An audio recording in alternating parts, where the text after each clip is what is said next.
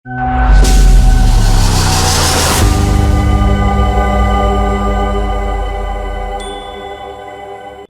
आप देख रहे हैं लोकमत राजस्थान। मैं हूं आपके साथ चंद्रशेखर त्रिशूल।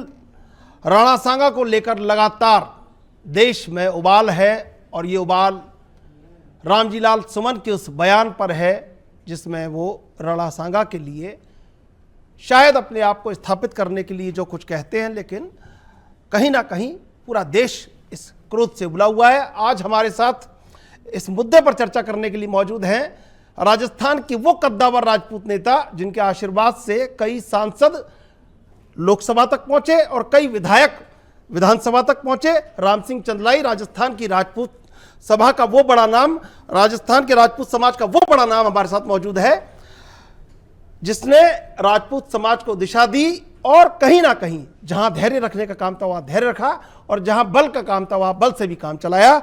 राम सिंह चंदलाई जी, आपका स्वागत लोकमत राजस्थान पर। क्या लगता है कि लगातार जो विवाद इस समय आप सुन रहे हैं राणा सांगा को लेकर, लगातार जो राजपूत पृष्ठभूमि को लेकर लगातार देश में जो राजनीतिक हमले होते हैं, बंबई में फिल्में बनती हैं तो राजपूत समाज पर हमला, अगर दिल्ली में राजनीति होती है तो राजपूत समाज पर हमला, क्या लगता है कि राजपूत समाज क्यों कटघरे में खड़ा है? देखिए, राजपूत समाज वो समाज है। आज महाराणा सांगा के बारे में बात हो रही है। महाराणा सांगा का एक विराट व्यक्तित्व था और महाराणा सांगा एक राष्ट्रीय पुरुष थे और राष्ट्रीयता की उनमें कूट कूट के अपनी भावना भरी हुई थी। ऐसे महाराणा सांगा के बारे में रामजी लाल सुमन ने जो वक्तव्य दिया है, या तो वो नासमझ है या उन्होंने इतिहास के बारे में किसी प्रकार का ज्ञान नहीं है। ऐसे लोग संसद में पहुंच जाते हैं जो पूरे देश की बहुत बड़ी पंचायत है और उसमें जाके ऐसा व्यक्तित्व देते हैं तो हम उसकी घोर निंदा करते हैं। और हम ही नहीं, 36 कौम उनकी निंदा करते हैं कि किस तरीके से ऐसे व्यक्तित्व को, जिन्होंने जितने भी आक्रांता राजस्थान में या भारत में आए उनको डटकर उन्होंने मुकाबला किया। इब्राहिम लोदी को उन्होंने कई बार हराया और इसके बाद में कबीलाई लोग जो इस देश को लूटने के लिए आ रहे थे उनका भी उन्होंने बहुत ज़बरदस्त विरोध किया और उनको कई बार भगाया। सोमनाथ का मंदिर लूट रहा हो या देश में किसी प्रकार का काम हो रहा हो, राजस्थान के राजपूत, राजस्थान के जो राजा थे, राजपूत थे, जो शासन करते थे उस समय, और 36 कौम को अपने साथ लेकर चलते थे, सबका सम्मान करते थे, नीतिगत कार्य करते थे। ऐसे व्यक्तित्व के बारे में उस महान संसद में जो देश की बहुत बड़ी पंचायत है और जो भी राज्यसभा से चुन के गए हैं, राज्यसभा के लिए राज्यसभा से चुन के जाने का मतलब है बहुत ही अच्छा व्यक्तित्व हो, सभी प्रकार का ज्ञान हो, साहित्य का ज्ञान हो, इतिहास का ज्ञान हो। ऐसे व्यक्ति राजनीति की तरीके से इस देश का माहौल खराब करने के लिए राज्यसभा में भेजा है। तो पहले तो मैं भर्त्सना करता हूँ ऐसे दल की, जो उस दल में जिस समय इस देश में राम मंदिर बना, और राम मंदिर इसलिए बना कि भारत था और राम का शासन था। उस राम मंदिर को जब तोड़ा गया औरंगजेब ने, और जब दोबारा उस ढांचे को तोड़ने के लिए या उसके राम मंदिर के लिए लोग गए, तो उसी पार्टी के जो मुख्यमंत्री थे उन्होंने राम भक्तों पे गोलियां चलाई। तो मैं तो कहता हूं कि ऐसे लोग देशद्रोही आदमी हैं। इनको देश में रहने का और देश में बोलने का किसी प्रकार का अधिकार नहीं है। मैं ऐसे लोगों की भर्त्सना करता हूं और पूरा देश, मैं कहता हूं कि ये लोग मीडिया में आने के लिए, ये लोग अपने नाम के लिए इस तरीके की बातें करते हैं। ऐसे लोगों में इस देश में रहने का कोई अधिकार नहीं है। ये दोषद्रोह व्यक्ति हैं। पूरी दुनिया जानती है, पूरा इतिहास जानता है, हम सब लोग जानते हैं कि महाराणा सांगा का एक विराट व्यक्तित्व था और उन्होंने देश के लिए अपने प्राण तक न्यौछावर किए। और जब खानवा का युद्ध हुआ तो उनके गुणियासी घाव हो गए। ऐसा व्यक्तित्व, और उसके लिए संसद में इस तरीके के, मैं तो कहता हूँ पूरे देश में उबाला जाना चाहिए।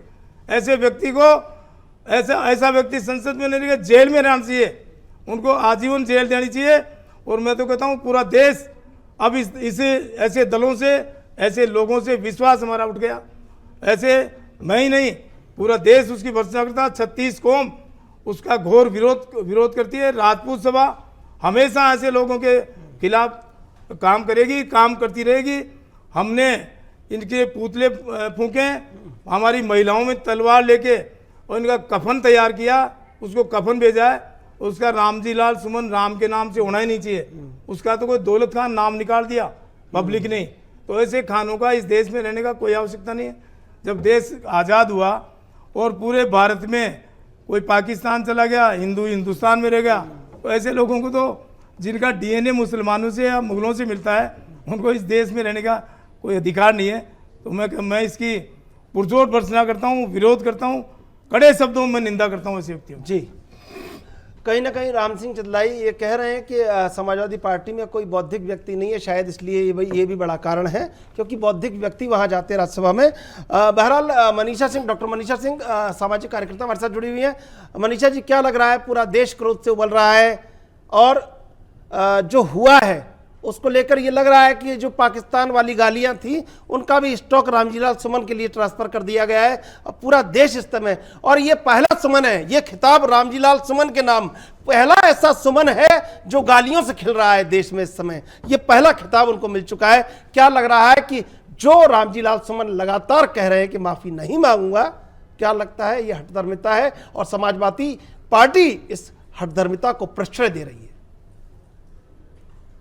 देखिए, जो हठधर्मिता है बहुत ही निंदनीय बात है। बहुत ही मैं इसकी पुरजोर निंदा करती हूँ कि जिस तरह से ये माफी नहीं मांग रहे हैं और आगे से आगे अपने मुद्दे को बढ़ा रहे हैं, तो यहाँ पे वे अपनी बात पे कायम है, वो सबसे निंदनीय बात है। और हम यहाँ राजस्थान की बात करते हैं। राजस्थान एक वीर वीरांगनाओं का प्रदेश है। उनके लिए महाराणा संग्राम सिंह जी राणा सांगा, जिनको उपाधि मिली है हिंद पद की, और आप यहाँ पे उनके लिए गलत जो शब्दों का इस्तेमाल करें, वो शर्म की बात है।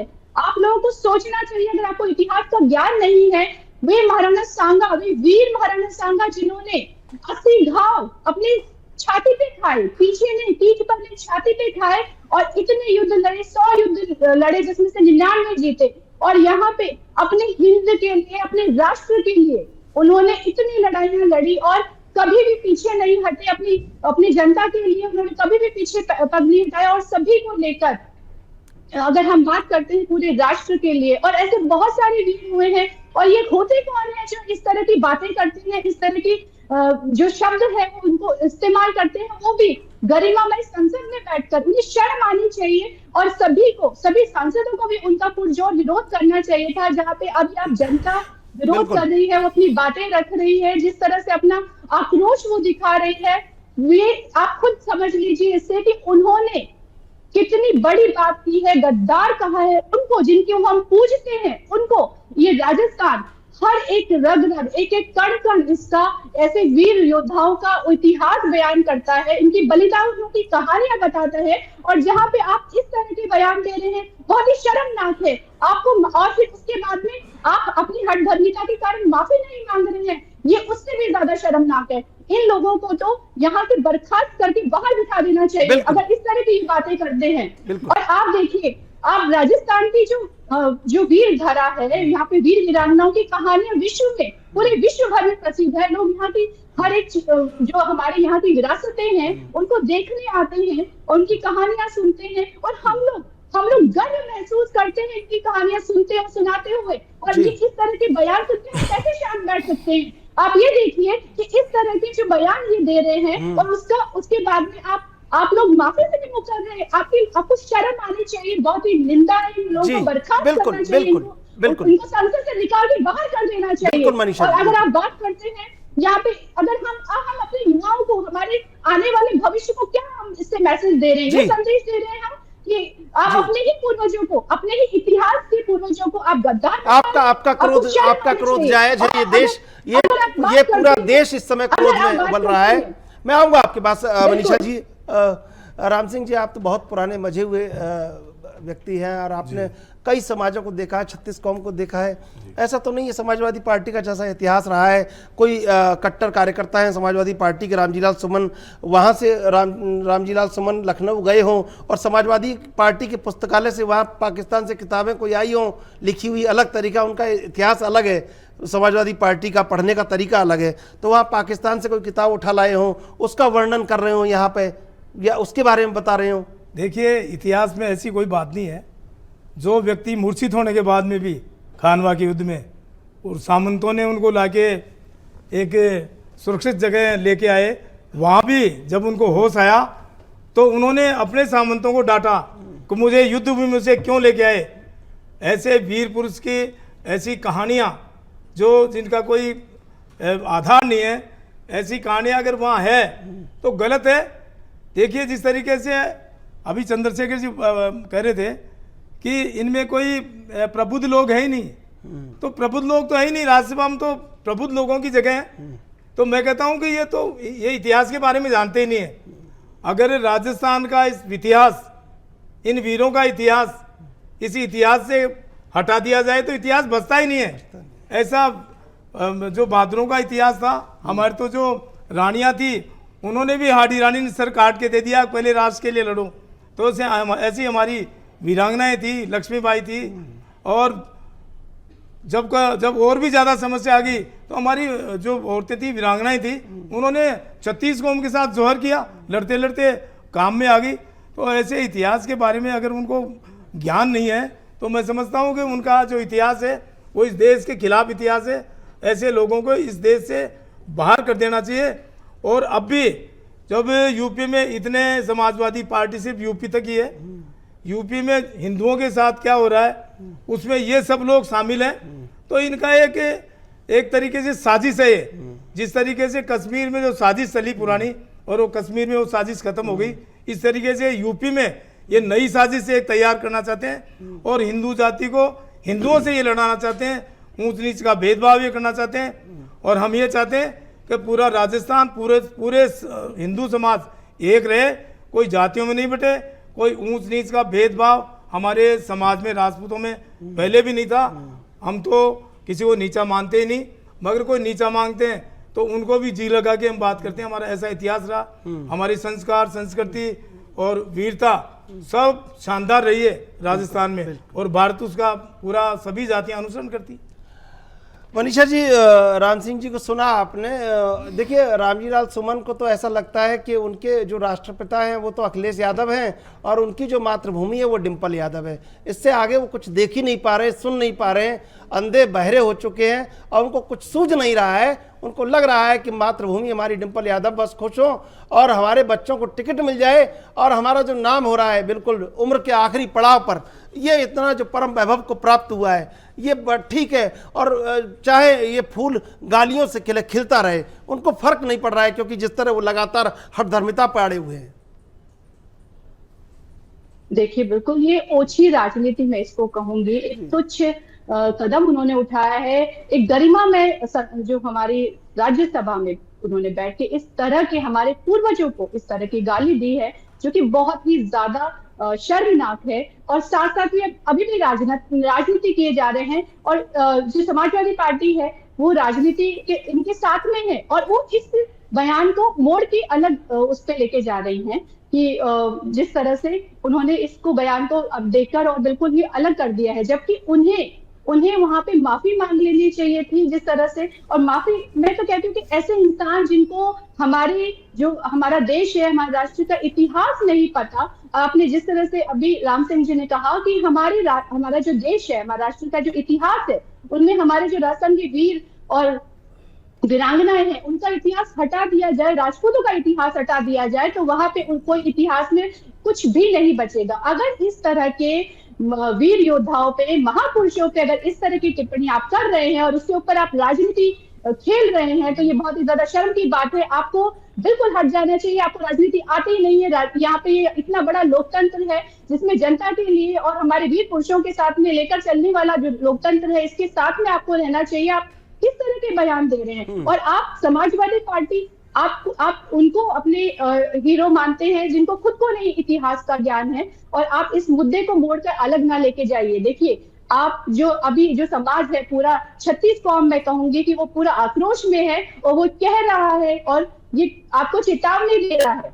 आप अपनी बात पे अड़े थे ना। आपने माफी नहीं मांगी, आप धनखड़ जी से मिले और आपने कहा कि मैं अपनी बात पे कायम हूँ, तो ये बहुत ही शर्म की बात है। और आपको अभी आपको यहाँ से राज्यसभा से हट जाना चाहिए, क्योंकि जिस तरह से आप राजनीति खेल रहे हैं, इस तुष्टीकरण की राजनीति है और साथ में अलग पार्टियां, दूसरी पार्टियां भी जुड़ रही है। उन्हें ज्ञात होना चाहिए कि जो महापुरुष नहीं होते तो आज राष्ट्र किस जगह पे होता, आप खुद देख लीजिए। तो यहाँ पे आपको जो रामजी लाल जी हैं, हम तो फिर भी आपको सम्मान के साथ कह रहे हैं, आप ये देखिए कि आपने कितना बड़ा काम कर दिया, कितना गलत काम कर दिया। एक पूरे जो हमारे राष्ट्र की जो जनता है, 125 करोड़ जो जनता है, वो आपसे नाराज है। क्यों? क्योंकि आपने इस तरह के बयान दिए हैं और फिर भी आप माफी नहीं मांग रहे, तो बहुत शर्मनाक बात है ये आपकी। बिल्कुल।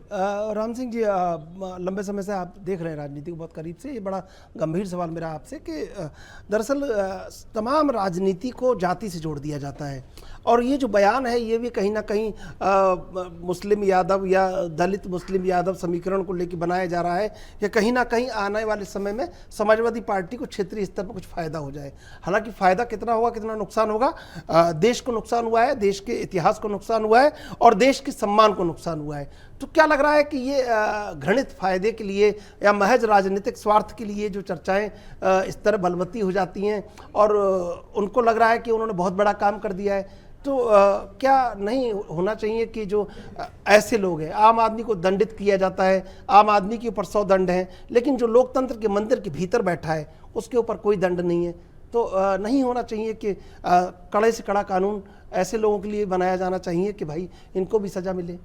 देखिए, हम वासुदेव कुटुंबकम की बात करते हैं, ये तो समाजवादी पार्टी तो अपने घर में ही लड़ रहे हैं। इनमें कभी काका की लड़ाई होती है, कभी भतीजे की लड़ाई होती है। ये तो सिर्फ एक राजनीतिक मुद्दा है। और दूसरा मैं ये कहना चाहता हूँ कि किस तरीके से ये लोग अपने फ़ायदे के लिए, ये हिंदुस्तान के जो हमारे समाज के लोग हैं, 36 कौम के लोग हैं, वो बहुत प्रबुद्ध लोग हैं, सारे सब कुछ समझते हैं और समय पर छोड़ देना भी जानते हैं। इस लोकतंत्र में जब चुनाव आएंगे तो इनको मालूम हो जाएगा कि हमारे साथ क्या हो रहा है, तो उस समय ये छोड़ देंगे। क्योंकि संसद में तो मात्र 543 या 42 व्यक्ति हैं और मुझे तो उस संसद पे भी थोड़ी तरस आ रही है कि ऐसे व्यक्ति को संसद में से उसी टाइम निकाल देना चाहिए।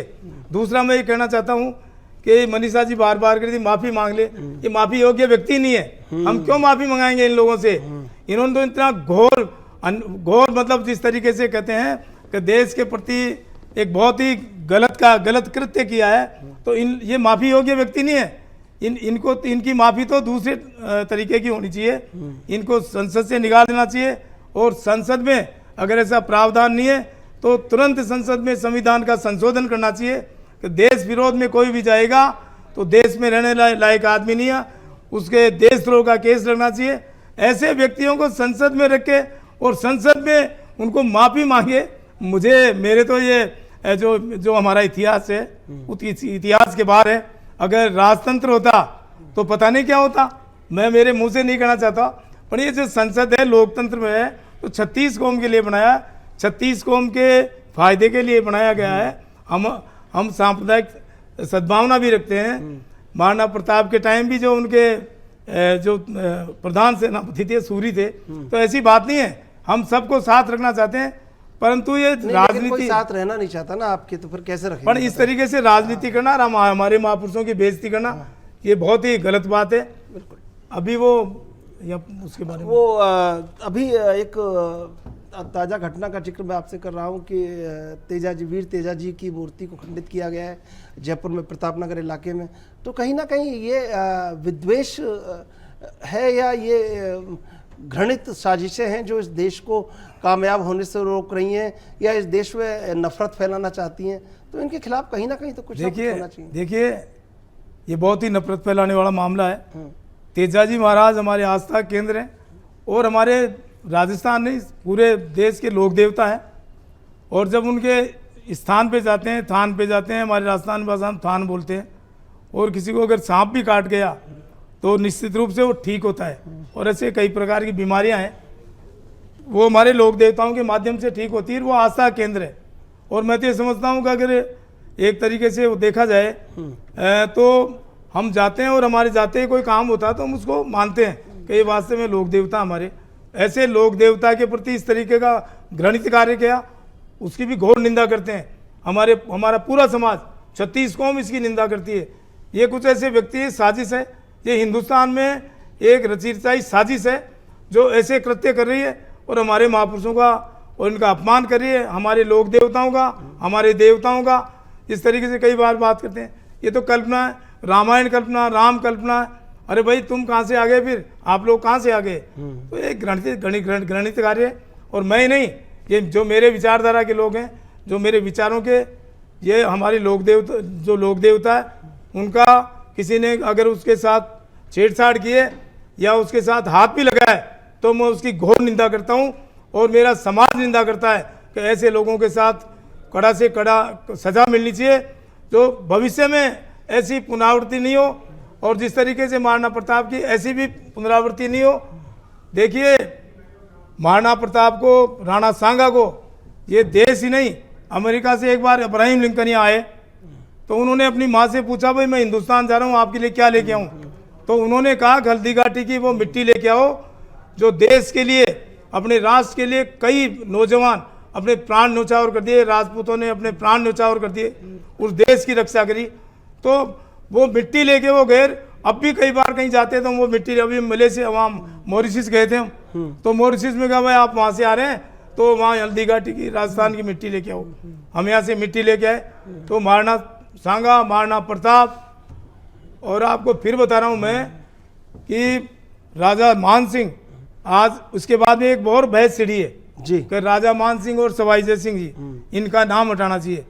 देखिए, उस समय उन परिस्थितियों में, उन विपरीत परिस्थितियों में उन्होंने इस पूरे हिंदुस्तान के हिंदुत्व को बचाया और इस सनातन को बचाने वाले मान सिंह जी और सवाई जय सिंह जी थे और उन्होंने मुगलिया शासन खत्म कर दिया। उनकी कई बार उनसे कई प्रकार की बातें हुई तो उनकी ड्यूटी बंद कर दी गई।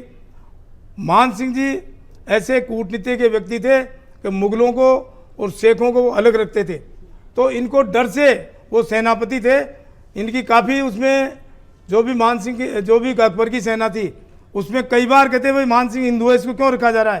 पर मान सिंह जी अपने बल पर वहाँ थे क्योंकि इस देश की किसी भी तरीके से रक्षा करनी थी।